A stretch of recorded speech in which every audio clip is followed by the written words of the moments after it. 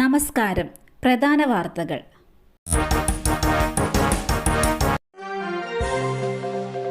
ആദ്യം പണമടയ്ക്കണം, പിന്നെ നടപടി. പൊതുഭരണ വകുപ്പിലെ 6 ജീവനക്കാർക്ക് നോട്ടീസ്. അനധികൃതമായി ക്ഷേമ പെൻഷൻ കൈപ്പറ്റിയ സംഭവത്തിൽ പൊതുഭരണ വകുപ്പിലെ 6 ജീവനക്കാർക്ക് സർക്കാർ നോട്ടീസ് നൽകി. 18% പലിശ സഹിതം പണം തിരിച്ചടയ്ക്കാനാണ് നിർദ്ദേശം. ഇവർ 22,600 മുതൽ 86,000 രൂപ വരെ തിരിച്ചടയ്ക്കണമെന്നാണ് കണക്കാക്കപ്പെടുന്നത്. പൊതുഭരണ വകുപ്പിലെ പാർട്ട് ടൈം സ്വീപ്പർമാരായ 6 ജീവനക്കാർ അനധികൃതമായി ക്ഷേമ പെൻഷൻ കൈപ്പറ്റിയിരുന്നതായി കണ്ടെത്തി. അനധികൃതമായി ക്ഷേമ പെൻഷൻ കൈപ്പറ്റിയവരെ പിരിച്ചുവിടണമെന്ന് പൊതുഭരണ വകുപ്പ് സെക്രട്ടറി മുഖ്യമന്ത്രിക്ക് നൽകിയ റിപ്പോർട്ടിൽ ആവശ്യപ്പെട്ടിരുന്നു. ഈ റിപ്പോർട്ട് മുഖ്യമന്ത്രിയുടെ പരിഗണനയിലാണ്. ആദ്യഘട്ട നടപടി എന്ന നിലയിലാണ് അനധികൃതമായി കൈപ്പറ്റിയ തുകയും 18% പലിശയും കൂടി തിരിച്ചടയ്ക്കാൻ നോട്ടീസ് നൽകിയിട്ടുള്ളത്. പണം സർക്കാരിന് തിരികെ ലഭിച്ച ശേഷം ഇവരെ പിരിച്ചുവിടുന്നത് അടക്കമുള്ള കാര്യങ്ങളിൽ ആലോചിച്ച് തീരുമാനമെടുക്കാനാണ് നിലവിലെ ധാരണ. അർദ്ധരാത്രിയിൽ തീപിടുത്തം, കടകൾ പൂർണ്ണമായും കത്തി നശിച്ചു. കാസർഗോഡ് പെർളയിൽ തീപിടുത്തമുണ്ടായി. 3 കടകൾ പൂർണ്ണമായും കത്തി നശിച്ചു.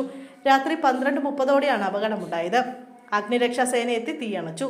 അപകട കാരണം ഷോർട്ട് സർക്യൂട്ട് എന്നാണ് പ്രാഥമിക വിവരം. നാട്ടുവൈദ്യൻ ഷാബാസ് ഷെരീഫിന്റെ കൊലപാതകം. ഒളിവിലായിരുന്ന പ്രതി ഗോവയിൽ മരിച്ചു. നാട്ടുവൈദ്യൻ ഷാബാസ് ഷെരീഫിനെ തട്ടിക്കൊണ്ടുപോയി കൊലപ്പെടുത്തിയ കേസിൽ ഒളിവിൽ കഴിഞ്ഞിരുന്ന ഒരു പ്രതി മരിച്ചതായി വിവരം. മുക്കട്ട കൈപ്പഞ്ചേരി സ്വദേശി ഫാസിലാണ് മരിച്ചത്. 33 വയസ്സായിരുന്നു. ഗോവയിൽ വെച്ച വൃക്കരോഗത്തെ തുടർന്ന് മരിച്ചതായാണ് പോലീസിന് വിവരം ലഭിച്ചത്.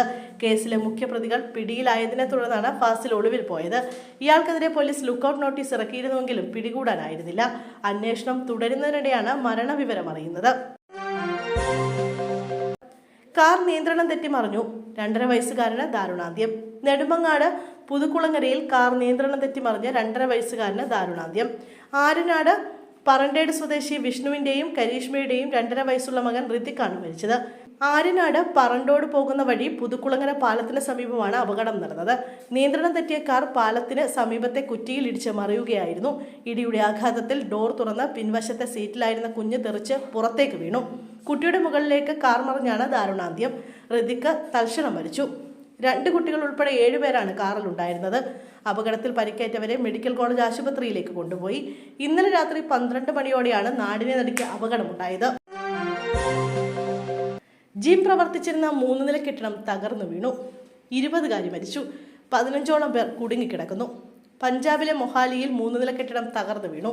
ഹിമാചൽ പ്രദേശ് സ്വദേശിയായ 20കാരിയാണ് മരിച്ചത്. 15ഓളം പേർ കെട്ടിടത്തിന്റെ അവശിഷ്ടങ്ങൾക്കുള്ളിൽ കുടുങ്ങിക്കിടക്കുന്നതായാണ് സൂചന. രക്ഷാപ്രവർത്തനം പുരോഗമിക്കുകയാണ്. ജിം പ്രവർത്തിക്കുന്ന കെട്ടിടമാണ് തകർന്നു വീണത്. കെട്ടിടത്തിന്റെ ബേസ്മെന്റിൽ അറ്റകുറ്റപ്പണികൾ നടന്നുകൊണ്ടിരിക്കുകയായിരുന്നു. അതിനിടെയാണ് അപകടമുണ്ടായത്. ഒരു യുവതിയെ കെട്ടിടാവശിഷ്ടങ്ങൾക്കിടയിൽ നിന്ന് രക്ഷിച്ചതായി ഡെപ്യൂട്ടി കമ്മീഷണർ വിരാജ് പറഞ്ഞു.